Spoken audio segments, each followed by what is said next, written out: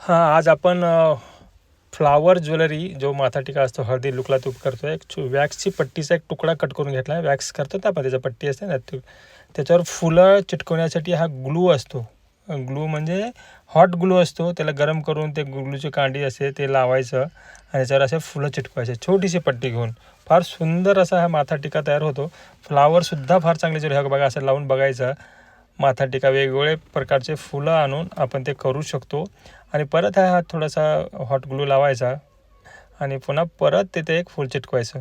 असे वेगवेगळे कलरचे तुम्ही फुलं चिटकवून आणि असं तयार होतो असा सुंदर असा माथा टिका. आपण रेडीमेड आणून ते नकली वाटतं, त्याच्यापेक्षा फ्लावर रिअल फ्लावर आणा आणि रिअल फ्लावरचं करा. तुम्ही किती सुंदर असं दिसतं बघा.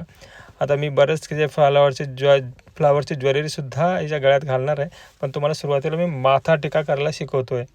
हे बघा माथा टिका आता कंप्लीट होत आला आहे.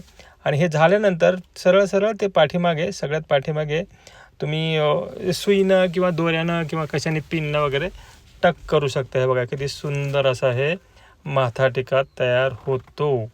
आणि हे किती सोपं आहे हे तुम्ही बघू शकता, किती सोपं आहे. आणि हे बघा, हा झाला माथा टिका कंप्लीट. हे बघा कसं झालं.